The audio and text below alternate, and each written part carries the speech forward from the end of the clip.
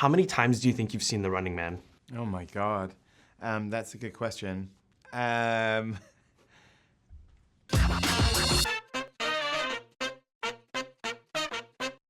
Edgar, thank you so much for sharing your time with me. I love this movie so much. It was one of my most anticipated of the year. Ever since the first trailer I saw at CinemaCon, and it did not disappoint.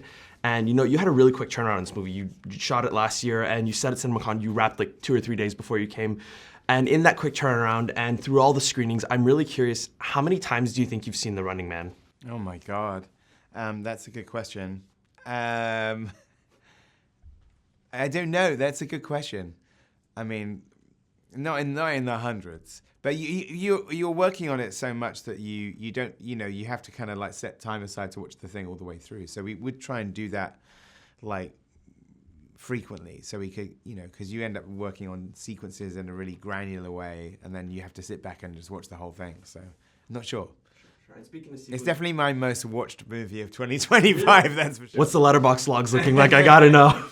No, but speaking of sequences, one of my favorites in the movie that's in the first trailer is the drone sequence when we first see Ben get caught and it's like going through the apartment building. I'm really curious from a technical perspective how you guys pulled that off. Yeah, I mean, the shot when it's chasing him, it comes through the window and goes down the hallway and into the elevator. There's like a platform that's outside the window. So but the operator was running with the camera on a gimbal. It's not a Steadicam shot because he had to go really fast and chase Glenn. And then the tricky part of that is Joey Anser, who's playing one of the hunters, at one point slides in between Glenn and the camera and hits the wall and starts shooting.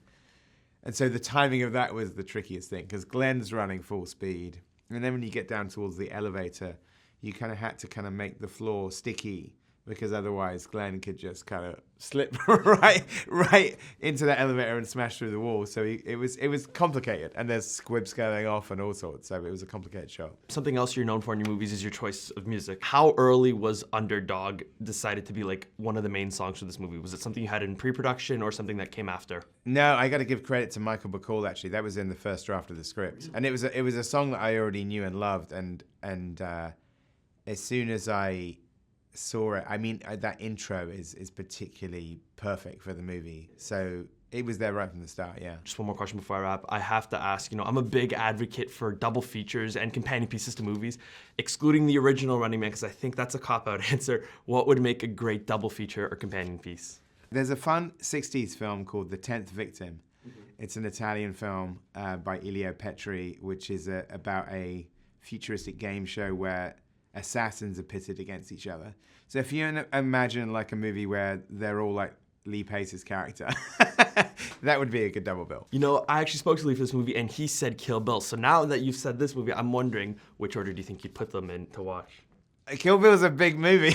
I don't think Kill Bill can be on a double bill with anything. Yeah, are you talking about the whole bloody affair? Yeah, he was talking about it. He's like, have you seen the trailer? And I'm like, I know, it looks amazing. He got so excited about it. I think that's a night of cinema in its own right. Oh, yeah, for sure. I'm not sure you could double bill that one. Thank you so much for sharing your time with me. Thanks, man. Take it easy.